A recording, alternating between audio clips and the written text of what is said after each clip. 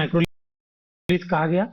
और इस युग में जो पूरा पाषाण काल के जो भी औजार थे उनको साथ साथ यूज किया गया। ठीक है, फिर आइए देखते हैं अगले युग की शुरुआत। उसके बाद नवपाषाण युग। नवपाषाण युग की शुरुआत 10,000 साल से पहले और अभी ये चल ही रहा है। तो इस तरह से तीन तरह के युग हुए, पूरा पाषाण काल, मध्य पाषाण काल और नवपाषाण काल। पूरा पाषाण काल में तीन युग हुए, अ, आरंभिक, मध्य और उत्तर। उसके बाद फिर मीसोलिथ मध्य पाषाण काल में, फिर हुआ एक माइक्रो और एक मीसोलिथ। फिर उसके बाद नवपाषाण काल हुआ जो 10,000 साल पहले से स्टार्ट था और अभी तक हम इसी के बारे में पढ़ रहे हैं। आखिर नवपाषाण का क्या मतलब है, इस पे हम बात करते हैं। इसके लिए अक्सर हम पुराने स्थानों के लिए उन नामों का प्रयोग करते हैं जो आज भी प्रचलित हैं, क्योंकि हमें ज्ञात नहीं है कि उस काल में इनके क्या नाम रहे होंगे। इस तरह से आइए हम आगे देखते हैं। ठीक है, फिर शैल चित्रकला, इनसे हमें क्या क्या पता चलता है। जैसे आजकल हम देखेंगे अजंता एलोरा की गुफाएं हैं, वहां पे आपको बहुत सारे ऐसी चित्रकारी मिलेंगी जिसपे पूरे तरह से पुरातत्व विभाग आज भी उस पे नहीं खोज पाए हैं कि ये कैसे चित्र हैं और किस टाइम के चित्र हैं। पूरी तरह से मतलब खोजे हैं, लेकिन उतना पूरी तरह से नहीं खोज पाए हैं। जैसे आप ये देखिए, इसमें इस चित्र में क्या बता रहा है, एक हिरण है और एक शिकारी उसे दौड़ा रहा है। जैसा कि इसे हम आज अपने परिप्रेक्ष्य में समझ पा रहे हैं, लेकिन ये 1,000 साल अगर पहले इसी चित्र को अगर हम आज जो मानव था वो देखता तो वो इतना आसानी से समझ नहीं पा रहा था। तो इस तरह से हम बात कर सकते हैं शैल चित्रकला, यानी पत्थर पे जो चित्रकारी थी उसे क्या कहा, शैल चित्रकला। तो इनमें कुछ दीवारों पे, जैसे इसमें आप देखिए मध्य प्रदेश और दक्षिणी उत्तर प्रदेश की गुफाओं में मिले, इनमें जंगली जानवरों की बड़ी कुशलता से सजीव चित्रण किया गया। ठीक है, कौन क्या करता है, हमने प्रारंभ में ही पढ़ा कि शिकार फल मूल संग्रह किया करते थे। आरंभिक लोग शिकार मल फल मूल और संग्रह किया करते थे। वे पत्थरों औजारों गुफाओं में चित्र बनाते थे। क्या हमें कोई ऐसे साक्ष्य मिलते हैं जिससे पता चले कि महिलाएं शिकार करती थी।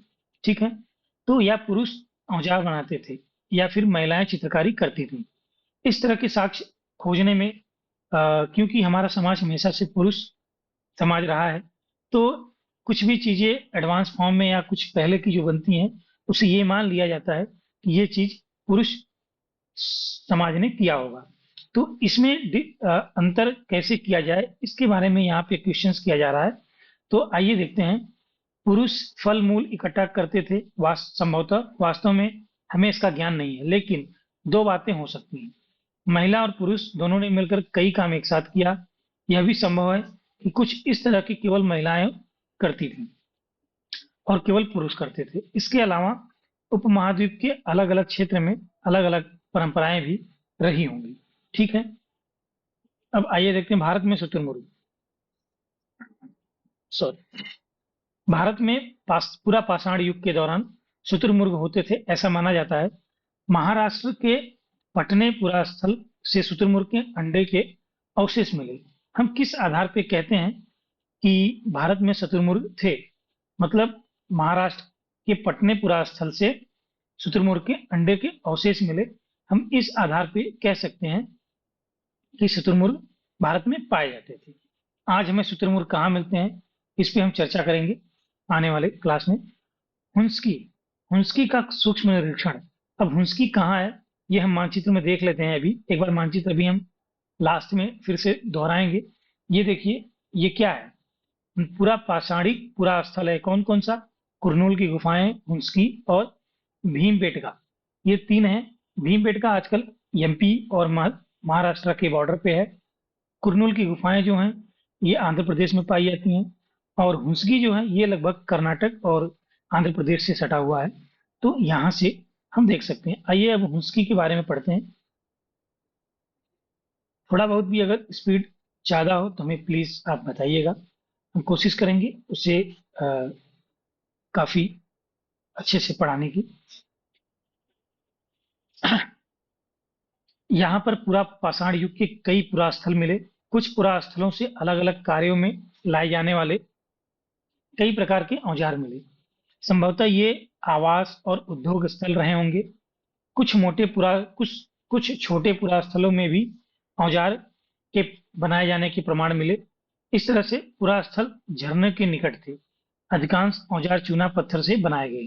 ठीक है। अब यहाँ पे पूछ रहा है क्या तुम दूसरे प्रकार के पुरास्थल का नाम बता सकते हो? तो वही हुआ कुरनूल की गुफाएं, भीमबेटका और हुंस की। यहाँ पे इस क्वेश्चन का आप आंसर कर सकते हो। ठीक है। उसके बाद आइए हम एटलस, विश्व के एटलस में हम इसे ढूंढने की कोशिश करेंगे। फिलहाल इसके बारे में हम इस डायग्राम को देखते हैं। यह चित्र फ्रांस की एक गुफा का है। पुरास्थल की खोज लगभग 100 साल पहले 4 स्कूली छात्रों ने की थी। इस तरह के चित्र 20,000 साल से लेकर 10,000 साल के पहले के बीच में बनाए गए। इसमें आप देख सकते हैं जंगली जानवर हैं, गाय, भैंस, घोड़े, गैंडा, रेंडियर, इन सबकी चित्रित किया गया है। ठीक है।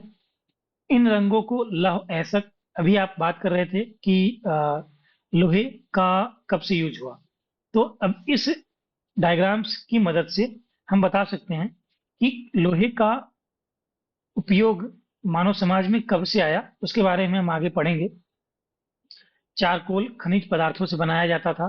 यह संभवतः इन चित्रों को उत्सव के अवसर पर बनाया जाता था। ऐसा मानते हैं कि कोई उत्सव रहा होगा, तब ये चित्र बना के वहां पे प्रदर्शनी के तौर पे प्रयोग करते हैं। ठीक है। और इस तरह से ये चैप्टर खत्म हुआ। और यहाँ पे अब ये जो बॉक्स है, एनसीईआरटी का जो बॉक्स है, जो डायग्राम है, जो मानचित्र है, वो बहुत ही कॉन्सेप्चुअल होता है और उसे हम नॉर्मली स्किप कर देते हैं, लेकिन हमें उन्हें स्किप नहीं करना है, उन्हें हमें पढ़ना है। जैसे अब यहाँ देखिए, मध्य पाषाण काल के युग 12,000 साल से 10,000 साल पहले, और नव पाषाण काल युग जो है 10,000 साल पहले से लेके अभी तक वो चलता ही जा रहा है। तो इस तरह से ये हमारा अध्याय खत्म हुआ। और आइए हम बात करते हैं इस मानचित्र पे। ठीक है। क्योंकि मानचित्र हमें बहुत ही जरूरी है। कैसे क्वेश्चंस ऑब्जेक्टिव में उठा के रख देते हैं। जैसे अगर आज के सिनेरियो में क्वेश्चन पूछेंगे कि इनमें से कौन सी गुफाएं आज आधुनिक आंध्र प्रदेश में स्थित है। ठीक है। वहां पे ऑप्शन दे देगा भीमबेटका, उसकी, कुरनूल। तो आपको बताना होगा। अब ये चीज हमें थ्योरी में नहीं मिलेगा, तो हमें ये जानना है कि आजकल ये किस स्टेट में है, यही पूछेगा कि कुरनूल की गुफाएं आजकल कहाँ हैं। ठीक है। और एक क्वेश्चन ऐसे आ सकता है कि इनमें से कौन कौन से पूरा पाषाणिक स्थल हैं। तीनों दे देगा, भीमबेटका, हुंसकी, कुरनूल, पहला ऑप्शन। दूसरा ऑप्शन कोलिडहवा, महागढ़ा और इमाम गांव, इस तरह से देगा। फिर तीसरा ऑप्शन दे देगा भीमबेटका, हुंसकी, ब्रह्मागिरी। चौथा देगा कि इनमें से कोई नहीं। तो हमें ये देखना होगा कि इनमें से कौन से सही हैं। इस तरह से क्वेश्चंस आने लगे हैं, तो इसमें हम ध्यान देंगे। ठीक है। और यहाँ पे ये अध्याय खत्म होता है। और आइए नेक्स्ट देखते हैं कौन सा चैप्टर आने वाला है, तो उस पर हम थोड़ा सा प्रकाश डाल लेते हैं, ताकि हमें अगले लेक्चर में उसे स्टार्ट करने में आसानी हो। ठीक है। अभी हम बात कर रहे थे कि कैसे भोजन को संग्रह करते हैं। उसी पे ये अध्याय है, भोजन संग्रह से उत्पाद तक। ठीक है। इसमें एक लड़की है, नुइनुओ का भोजन। यह आज नोइनियो अपना पसंदीदा खाना खा रही थी, जो कि चावल, स्क्वाश, कद्दू, बीन्स और गोश्त। स्क्वाश, कद्दू और बीन्स उसकी नानी ने अपने घर के पिछवाड़े छोटे से बगीचे में ही उगाया था। मतलब कहने का ये मतलब है, अभी ये इसका हम अगले चैप्टर में पढ़ेंगे। यहाँ पे है कि भोजन संग्रह करने के कितने कितने तरीके थे, उसके क्या उत्पाद थे, उस पे बात होगी अगले अध्याय में। तो मुझे लगता है इतना सफिशियंट है, और अगले लेक्चर में हम इसके आगे कंटिन्यू करेंगे। तब तक के लिए धन्यवाद। आप हमारे वीडियो को अगर पसंद आया तो इसे सब्सक्राइब करिए और अपने दोस्तों में इसे शेयर करिए, और हमारे चैनल यूपीएससी एनसीईआरटी को प्लीज़ सब्सक्राइब करिए, लाइक करिए और अपनी प्रतिक्रिया हमें दीजिए।